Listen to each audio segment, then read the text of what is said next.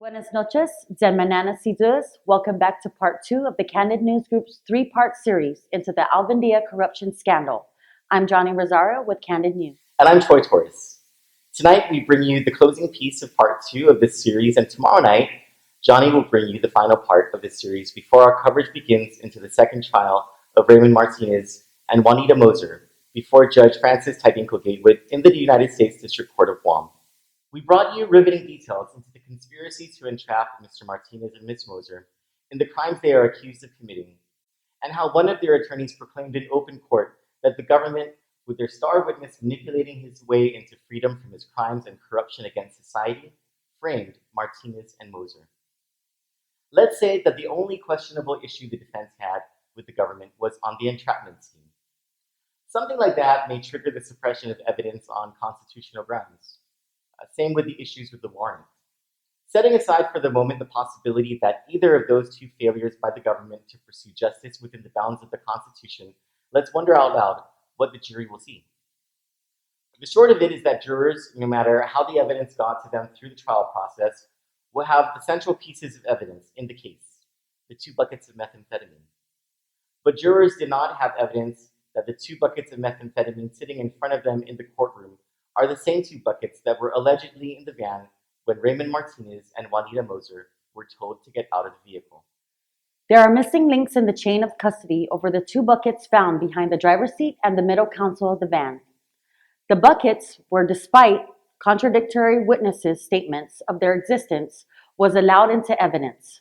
3 errors: the entrapment of the defendants, the misuse and eventual destruction of the GPS tracker without a warrant, and the missing chain of custody for the 2 buckets, placed together with the inconsistent and false testimony of every government official who testified during the trial. The fact that Blitz alerted to narcotic odor on the GPS tracker and not the contents of the 2 buckets.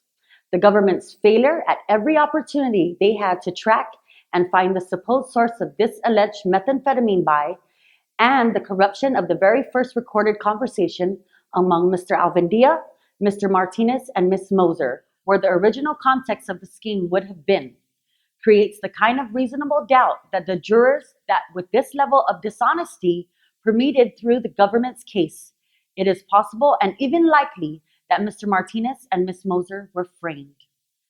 During a sidebar of the first trial, Mr. Lujan tells the court, "I do believe, I'm sorry to say this, but that the government is allowing perjured testimony here, and that the government is more interested in convicting our clients than ensuring that justice is done." At the pretrial conference for both sides to make their motions, defense attorney Gregory Nicolason expounded on Mr. Lujan's point, saying, quote, "This trial is the result of a corrupt sting operation. It is one deceptive practice after another. They lied. Why did they do that? Because their entire case was built on deception. This is the big picture of just how corrupt the government is. Imagine being separated from your family and from each other in a jail cell run by a criminal justice system that pays no mind to the criminal organization running rampant by the hands of prison wardens and floor leaders, not just in Guam, but across this country. And not just for a crime you didn't commit, but one that the very government that will incarcerate you for 20 years set you up for and framed you with. 20 years. If they were facing a 1-year sentence or even 5 years behind bars, perhaps an innocent couple with a family to raise may be willing to face the penalties of this entrapment and plea to lesser charges in exchange for their cooperation in other cases. But if they're not even involved in this world, much less other worlds of criminal conduct, then who are they to be the government's next victims? Who would they have to help the government to set up?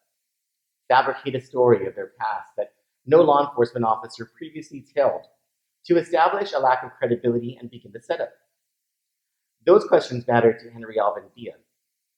Rather than spending over 20 years in prison for crimes of corruption that he did commit, he took the United States Attorney's get out of jail free card and set up a couple. Who is Henry Alvendia, and how did he manage to keep his freedom after carrying out over a decade of dirty work that represents the most corrupt law enforcement racket in the island's history? Law enforcement officers from 2 California police departments, federal agents, and possibly even the U.S. Attorney's Office in Guam collude to entrap an innocent couple, violate their constitutional rights, cover up those violations, conceal key events of the alleged crime, and make false and misleading statements under oath before a federal court? The answer is simple. They all had something to lose at different points and for different reasons over the span of this legal saga. Remember, it's been more than 3 years since that traffic stop in Torrance, California, and that's a lot of time for people to meet as strangers, to get to know each other better. 3 years for different people's interests to align. These 3 years to cover up for each other. And then all of a sudden, you realize that what you thought was an innocent cover up is actually part of a master scheme that has its roots at where this corruption tree starts: Henry Alvendia. And by that time, it's too late. Either you're the attorney who pushed for his plea bargain, or you're the federal agent who just wanted to help his childhood friend through a tough time. Or you're a Fed from California who just wanted to do a favor for a colleague from Guam. Or you're a Torrance PD cop trying to impress your federal friends on what sounds like a huge break in a case against what you thought was a Mexican cartel. You're a Redondo Beach PD canine handler who answered a call to help his brothers in the next town. The key to building a band of brothers is to build that brotherhood through a network of opportunity, and to keep it together through a boomerang-headed rope of leverage. Henry Alvendia, either by charm, the calling of a favor, or persuasion of the necessity of a situation, built layers of leverage to protect what matters to him, his freedom. The government that held the cards, the one that made him accountable for his criminal corruption, now is eating out of his free hands. The unfortunate irony is that the only way to make the nightmare go away for everyone involved in the scheme is to secure a conviction against Mr. Martinez and Ms. Moser. That is the final chapter to a fairy tale ending for Mr. Alvendia, whose efforts toward this conviction is indeed his redemption. And if that can be described lightly as a gross miscarriage of justice, then Lady Justice will have delivered a stillborn if the scheme succeeds and Alvendia is celebrated as a hero. But an acquittal will be their nightmare. It is believed that the Justice Department will have no mercy for those who drag the U.S. government into this abortion of an operation. Think of the officers of the law who allegedly perjured themselves before federal court. What if it's of the 2 trials, 3 years of investigation, and the travel and boarding costs of the witnesses who had to come to Guam for crimes allegedly committed in California that the U.S. taxpayers had to foot? What of the scrutiny the United States Attorney's Office will almost certainly go through to ascertain their culpability in this scheme? Any wonder now why, of all the federal agencies involved, not once does the U.S. Drug Enforcement Agency pop up in this case? Or why it was a Superior Court of California judge who had to sign the belated warrant for the California GPS tracker and not the District Court for Southern California? Or why was this case brought before the California District Court in June of 2015 and was dismissed for all the reasons we will be covering in the next part of this 3-part series? Having peeled back that onion following an acquittal, every layer of leverage Mr. Alvendia built will have fallen like a house of cards that meets a gust of wind. He will be exposed at its center, perhaps as nothing but a savvy criminal who did what he needed to do to remain a free man. And right there, Mr. Alvendia will meet his day of reckoning. The federal hand that fed him, the one he bit, at least will have the final word, as his sentencing under the terms of the binding plea agreement will be scheduled by the federal court. The only reason Raymond Martinez and Juanita Moser became the target of a federal investigation into drugs is because an admitted liar and corrupt cop, Henry Alvendia, as the star witness of the government's case, not federal agents, swore that the couple traffics drugs. The only reason anyone in the federal government believed him is because one of their agents, a man they were unaware had been his friend since childhood, vouched for him. The only reason the U.S. Attorney's Office in Guam agreed to forego the corruption investigation is because they believed Alvendia's wild claim that he had nothing on Ralph's gamblery, and that a man with tattoos and his wife, devout Christians at that, led the supply chain to Guam for the Mexican cartel, all without the DEA ever appearing in a single court transcript.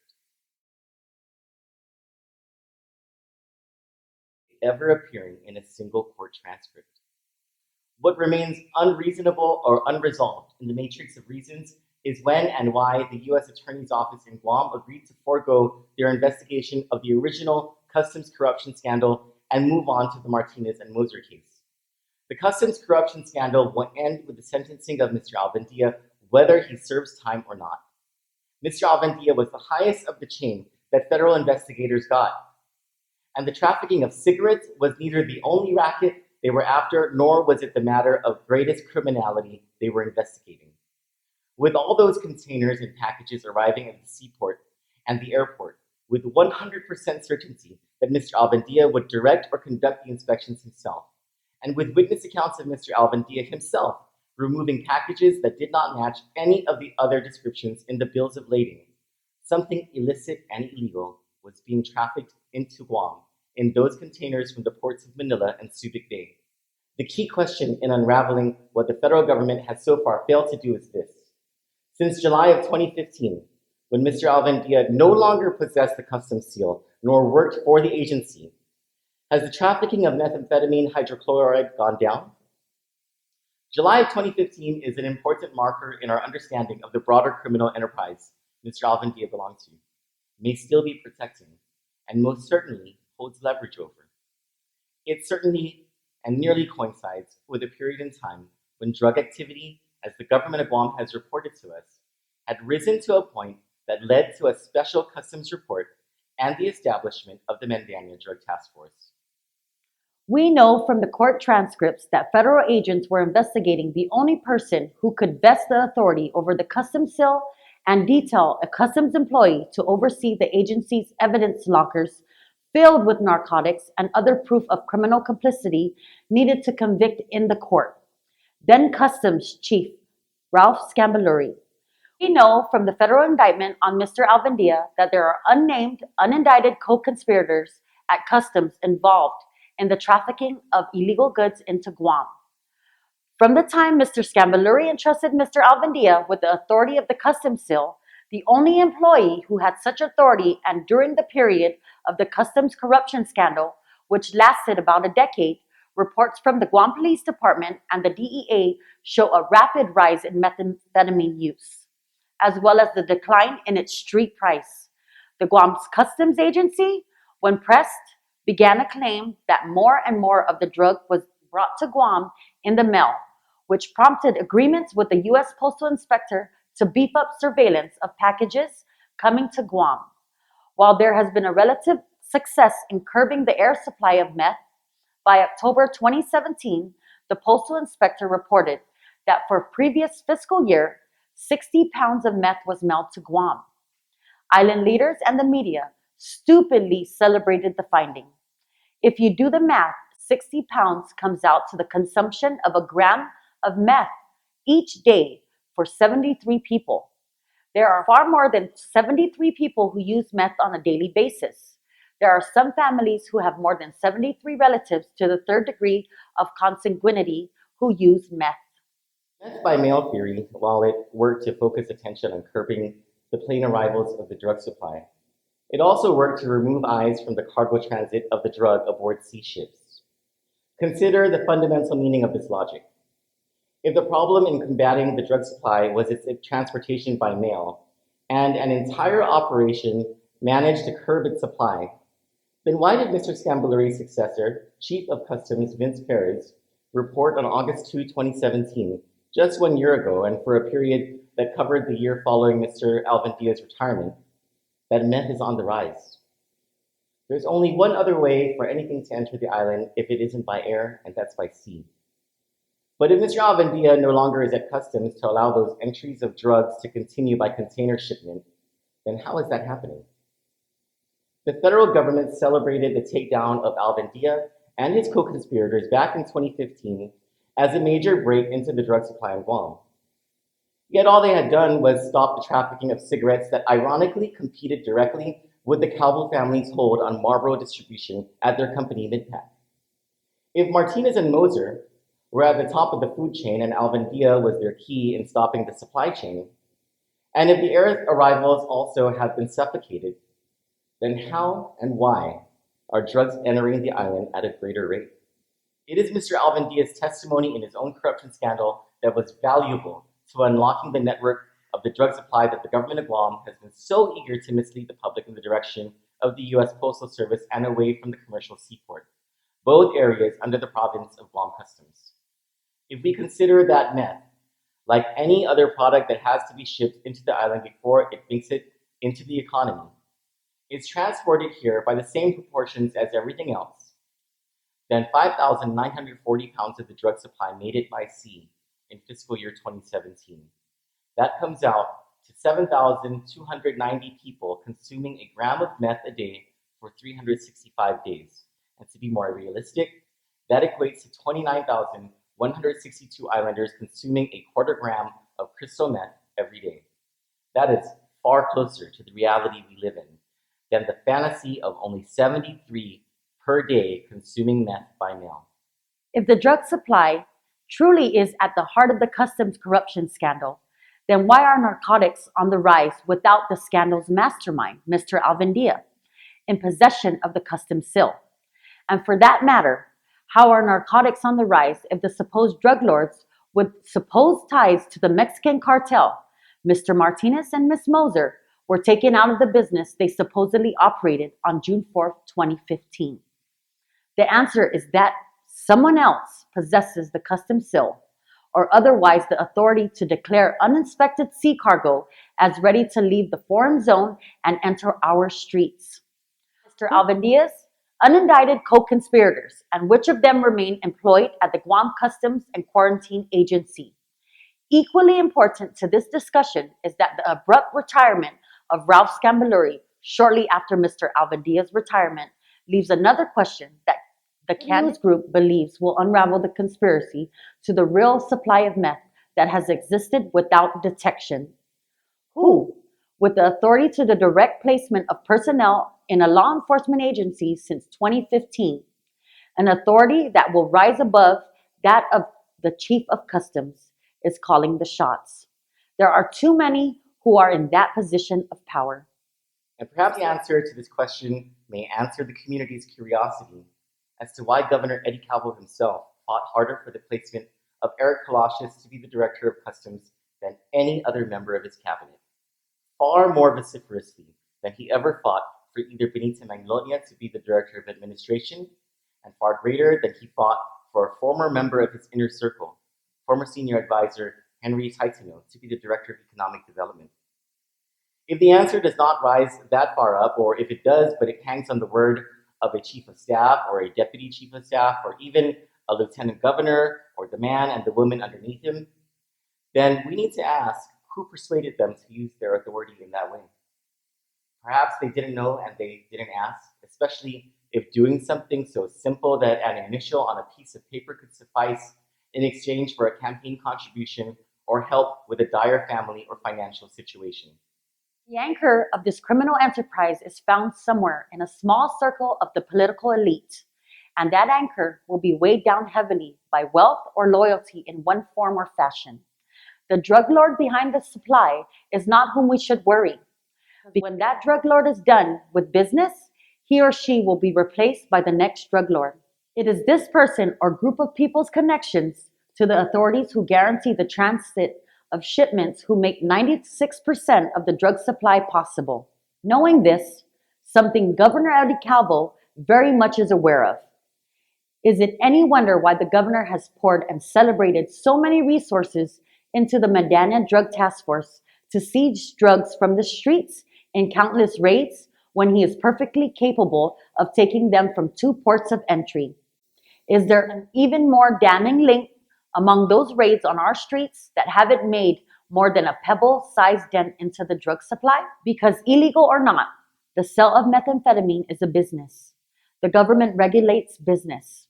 And when it comes to the black market, the government is quite capable of regulating the business of one set of owners to the advantage of another set of narcotic businessmen. So when we ask ourselves who Henry Alvin BIA is, and how he came to possess so much power and influence as to orchestrate an entire federal investigation away from what could have been the actual breaking of the drug supply on Guam, and into the entrapment of a couple who had nothing to do with that drug supply, nearly 6,000 pounds of meth compared to 8 pounds. It's important to note two idioms that oftentimes we face in our personal lives. First, you'll be judged by the company you keep. Second, and in tandem with the first, don't judge a book by its cover. This is the company Mr. Alvendia has kept over the years. It is why he had a small shop running straight out of Mr. Scambelluri's nightclub, Ralphie's. It's why people didn't think twice about the immense power he held at customs, or why Mr. Alvendia was allowed into the governor's senior staff meetings without question and apparently with the approval of the governor's chief of staff. It's why, when questioned about his assets to determine if he qualified for the use of the federal public defender so that he wouldn't spend a dime on his own defense, there were people in the waiting willing to attest to the transfer of his assets of a lavish lifestyle that is unbelievable for a mid-management government bureaucrat to have. It is why Mr. Alvendia was able to get his job back at Customs after his termination from the U.S. Customs for the misuse of government resources. And it is why Mr. Alvendia left Guam Customs as an untarnished employee with full retirement benefits and to be reemployed in the same position he held, even though he is a convicted felon by the federal government for crimes that were committed within and upon the very agency he has the right to return to. Where is Mr. Alvendia now? According to public postings by a local nightclub and bar frequented by the island's law enforcement, Mr. Alvendia is a special friend of the business. Though it is unclear what that means according to the terms of his pre-sentencing release, but through these past 3 years, he has remained a free man. And on that precipice of freedom from his debt to society for masterminding the largest police corruption conspiracy in the island history. We may never know whether he works there or if his assets are under any type of scrutiny by the U.S. Attorney, who has refused to allow transparency into his financials, the basis of his use of taxpayer-funded federal public defender resources to represent him. Yes, Mr. Alvendia's corruption extends that far out of reach of justice. There is a vast network of the rich and the powerful of our island at all levels of society and political power who seem all too eager to protect him. These people are men and women whom our society has been conditioned, even by the suck-up forces of the news media, whose job it is to expose the truth as our greatest protection against the corruption and abuse of power.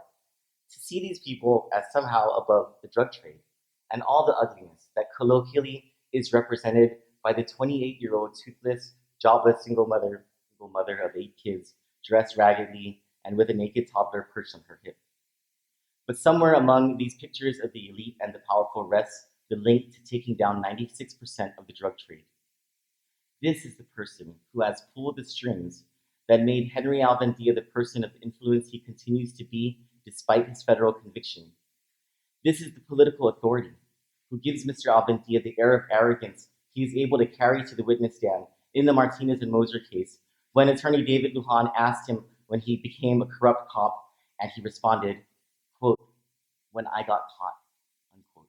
This is the man or the woman whom Mr. Alvendia and likely Mr. Scambelluri is protecting. When you consider what could happen to Mr. Alvendia if he fails to protect this monster, it helps to understand why he would go through such lengths to dupe the federal government into diverting its attention to Raymond Martinez and Juanita Moser. If we were to judge Mr. Alvendia by the company he keeps, we would be forced to believe that his corruption was for charity and righteousness. But underneath the cover of that book is a monster we never saw, who managed to convince society to vilify the types that resemble the 28-year-old toothless wonder, when she and the thousands of others who struggle with addiction against the force of government operations rife with police corruption are the victims of this monster's abuse of power and likely greed. The rich get richer, and the poor, they are labeled addicts and thrown into jail so that no one believes them. Yet here we are, with no one with the authority to do something and no other media outlet investigating to hold officials accountable, watching the start of a second trial against a couple meant to scapegoat the failed objectives of the investigation launched to bring down the supply of the drugs to this island. But at least the Calvo family benefited by removing their competition in the sale of cigarettes in this market, while at the same time evading the same taxes that made illegal trafficking of Marlboro so attractive in the customs corruption scandal. Where is the U.S. Attorney's Office in all of this? Is it possible that a man known for his overzealous ways to end corruption on Guam, Assistant U.S. Attorney Fred Black, was involved in any such conspiracy? After all, when agents forgot to turn off the tapes, HSI agent Erwin Farron and FBI agent Gary Hewitt can be heard in a recording praising Fred Black for how Mr. Black facilitated the investigation into Martinez and Moser, and how happy they would be to receive over $200,000 each, and how many prostitutes they could buy with that money. Perhaps this explains why not once but twice Mr. Black felt it necessary to state for the record his late involvement in the trial, and that he only participated in about 4 hours of examination of the witnesses. The majority of the trial was prosecuted by former Assistant U.S. Attorney Clyde Lemons, who, during the first part of the trial, and during pretrial conference, witnessed government agent after government agent lie on the witness stand under oath. It was Lemons, by an amazing display of ethics uncharacteristic among most, who ran down the claim by the defense that Special Agent Erfel Matinguian was allegedly lying on the stand about the existence and use of a GPS tracker in the case. His clients, officers of the law and of the court, who reportedly lied and could have dealt a fatal blow to his own case, concealed the existence of this crucial piece of evidence. He could have joined the conspiracy in order to protect his conviction record or spare him the embarrassment or the professional hint, but he didn't.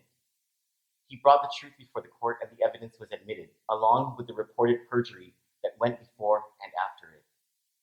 And even if the defense wants to argue that there is no way of knowing if crooked cops deeply involved in the entrapment scheme switched out whatever was in those buckets with methamphetamine to seal the conviction, the grossest form of tampering with evidence. There is something about our laws and the rules governing conduct of the court and the prosecution that many people are unaware of. The surest example of this was cited by Judge Gatewood in allowing evidence where there was a preponderance of proof that the buckets of methamphetamine in the Martinez and Moser case was tampered with. The court, by case law citing Dale versus Straub from the Second Circuit Court of Appeals, directs the court to presume that officers of the law are telling the truth. Yet scandal after scandal throughout the country, from Englewood in Chicago, Tampa, Omaha, to Alabama's Watergate, and the story of an old woman knocked over by the police in Santa Clara in an unlawful search of her home that resulted in nothing but a collusion of lies against this woman, tell us that courts need to be far more discerning in allowing testimonies by officers with a habit of lying from the evidence jurors will see. The police lie on the witness stand, and there's nothing the defendant can do about it, because the jury is instructed to treat what the police say as gospel truth.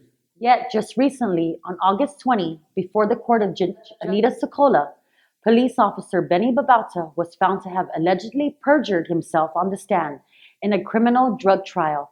That would be the second time Babauta was found to have reportedly committed perjury. And not only is he still allowed on the witness stand, he still has a job as an alleged corrupt cop. And he hasn't been prosecuted for a crime the Attorney General's office wouldn't hesitate for a second to charge the rest of us with. And in case one wonders whether any of these acts of collusion involve federal agents and even the FBI, you'd be right. Guam wouldn't be the first place where it happened. As a matter of fact, the Justice Department can't get a break to help restore the integrity it lost when the story of a criminal conspiracy within the FBI itself exposed to the world that the American justice system at its highest levels is wanting of reform and policing of its own. But our legal system is slow to action as thousands become its victim every year. It's a phenomenon of our criminal justice system that goes widely unsaid and has become a nearly irreversible culture of conduct.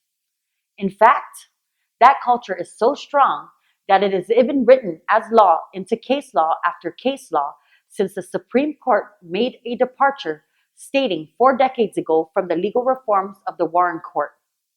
This has spilled over to the rules of evidence and criminal procedure. And in a cultural and mindless way, we as a society have accepted and many times celebrated what amounts to the reversal of rights and power away from us and to the government. We are a society that sees our own people through the lens of cowboys and Indians, even though we know that this perception was created by the government in order to assuage our collective guilt for the injustice committed against whoever was the villain of the day for Uncle Sam. This isn't just an editorial piece from the Candid News Group.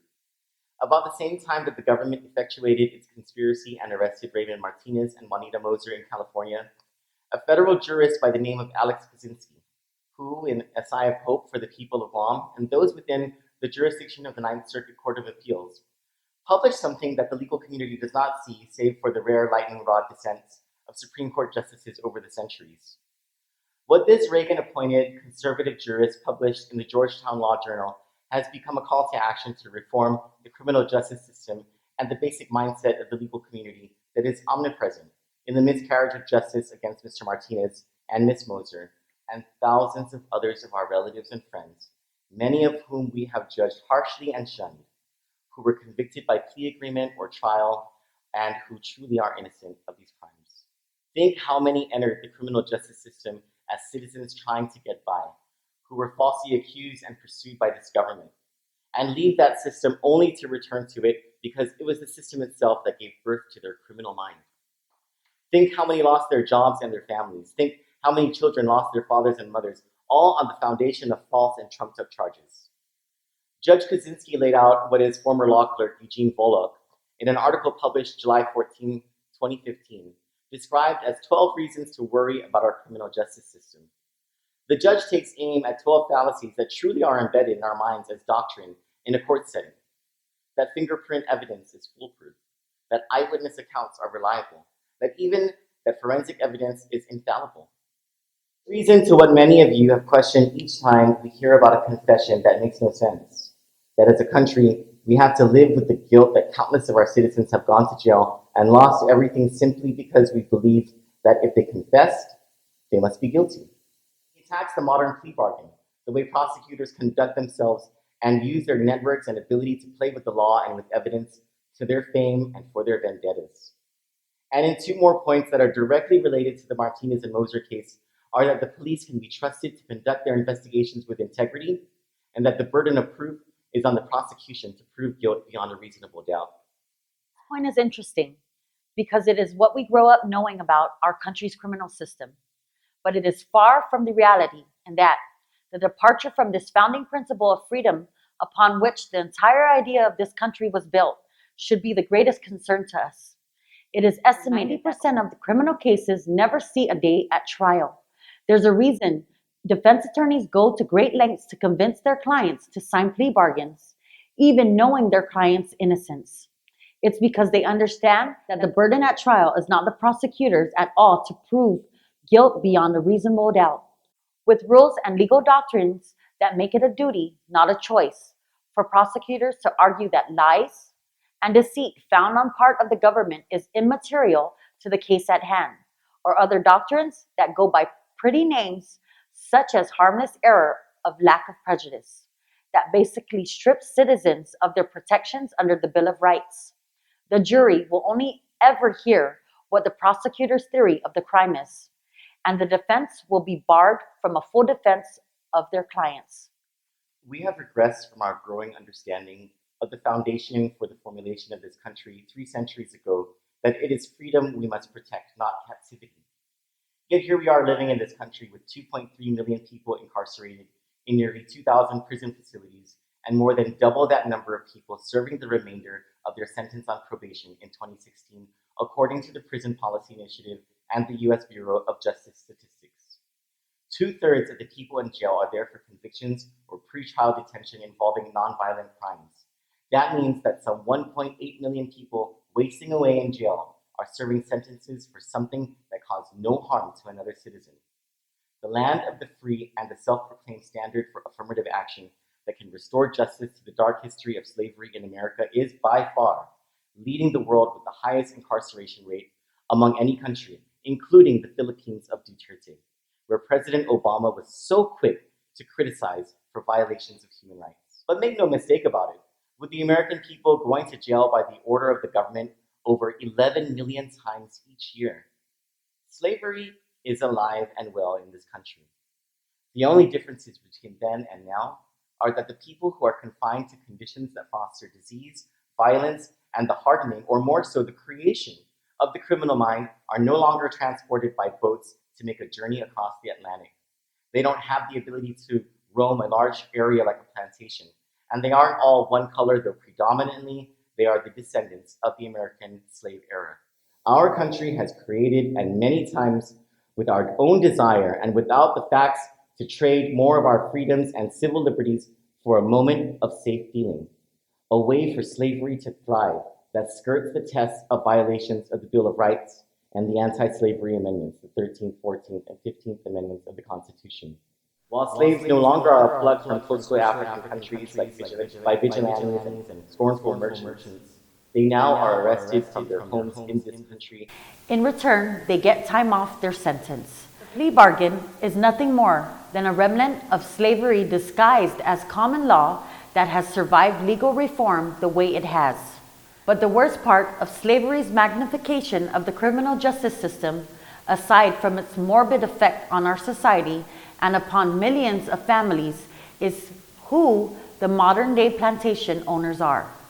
In the 19th century, the American government split in two, and we fought a civil war to stop the plantation of owners from having any more slaves and forbid the practice from forming in the northern states. Today, the government itself is the lone plantation owner, having the monopoly of the slave trade.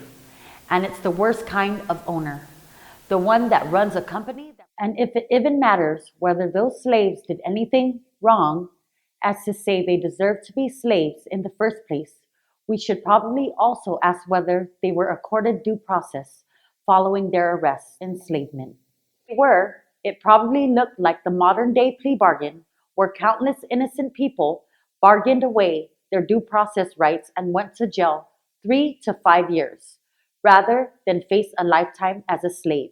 Our modern version of indentured servitude is celebrated in news releases by lawmakers who fail at their jobs to budget our money the right way and scapegoat prisoners into human resources that would not withstand any test of fair or even safe labor practices. A company that produces nothing but misery and the daily idea to restrict freedom and tear families apart.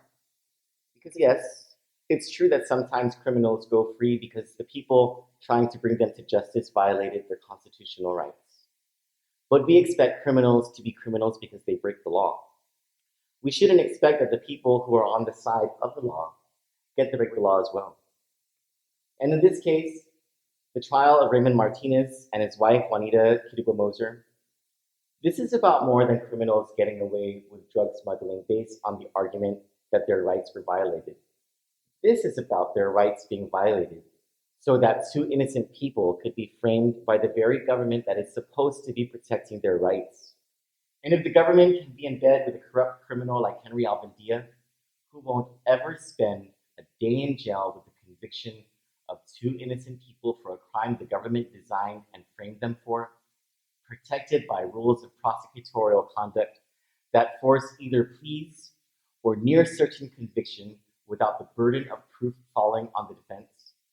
And if the government can do this to Mr. Martinez and Ms. Moser based on a system designed to do just that, and by the mandate of case law, look the other way at the indiscretions of those with the greatest power and the ever-growing power of the government. Candid News Group's entire reason for investigating this story and bringing it to you tonight is to let you know that it can happen to you too. We welcome every contribution to this story in the interest of finding the truth. Posted to our website within minutes of this initial posting of this recording will be the written story of what we just presented, along with the trial transcripts and other documents from which we base the investigation. At Candid News, we subscribe to the theory that there are 3 sides to every story. There's a side that largely is covered by our competitors. Then there's the proverbial other side of the story that hardly is covered and lends to the fact that the underdogs can never get a fair day in court.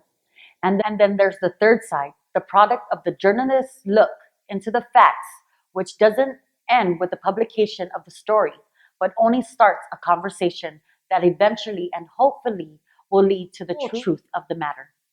This three-part series into the Alvendia corruption scandal now becomes the third side of the story of two key issues necessary to justice according to our society's morals and beliefs: criminal and political corruption and substance abuse. You will find all three sides of the story on our website, www.candidnews.com, with links published on our Facebook page and Instagram feed at Candid News. We bring you the news and invite you to the search for the truth from our studios in Guam and bid you buenas noches, Zen Mananas y Jules. Because at Candid, the light illuminates the way to the truth. Good night. Good night.